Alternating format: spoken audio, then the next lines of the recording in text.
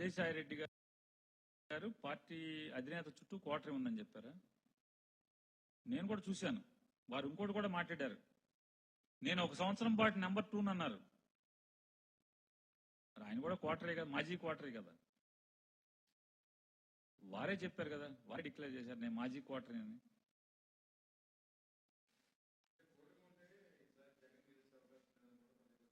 ఎవరండి?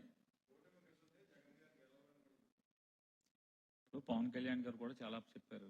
అలా సహజంగా ఎట్లా ఉంటుందంటే అండి, నేనున్నానండి, నాకు జగన్ అంటే ఇష్టం కాబట్టి ఖచ్చితంగా 2029లో జగన్ ఖచ్చితంగా గెలిచి తీరుతాడు.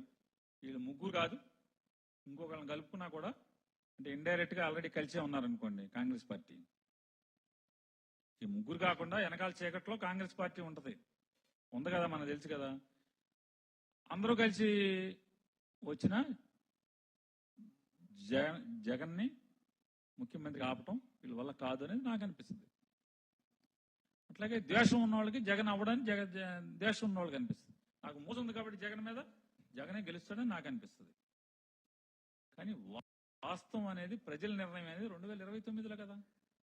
తప్పకుండా 2029లో ఎన్నికలు ఎప్పుడైతే అప్పుడు మళ్ళీ మనం మాట్లాడుకుందాం.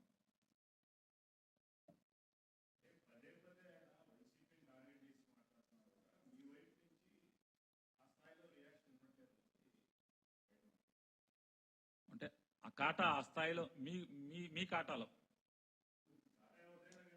కాటా ఎవరండి? మరి ఆ స్థాయి అంటే మీ కాటా ప్రకారం స్థాయి అంటే, లేకపోతే మీ స్కేలు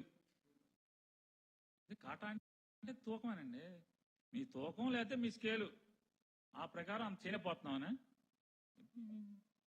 మీ బట్టి అదే అనుకోండి. ఏమని పెద్దది పోరాటం చేయలేకపోయాం, అధికారం లేదు కదా, పోరాటం చేయలేకపోతున్నాం అనుకోండి. ఏముంది దాని గురించి తప్పేముంది? ప్రజాస్వామ్య దేశంలో ఏ వ్యక్తి అభిప్రాయాన్ని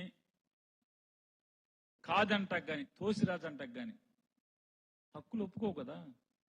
మీరున్నారు, మీ అభిప్రాయం మీది, నేనున్నాను, నా అభిప్రాయం నాది, నాకు స్వేచ్ఛా స్వాతంత్రాలు ఉన్నాయి. అలాగే ఎవరికి కాలుకుంటే తప్పే ఉంది?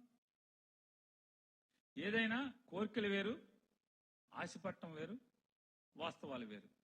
వాస్తవాలు జరిగిన రోజు వాస్తవాలు ఇది అంటే, ఈ కోరికలు ఈ ఆశలు వాస్తవం అయినప్పుడు తప్పకుండా మంచి జ్యోతిష్యమే అనుకుందాం, ఇబ్బంది ఏముంది?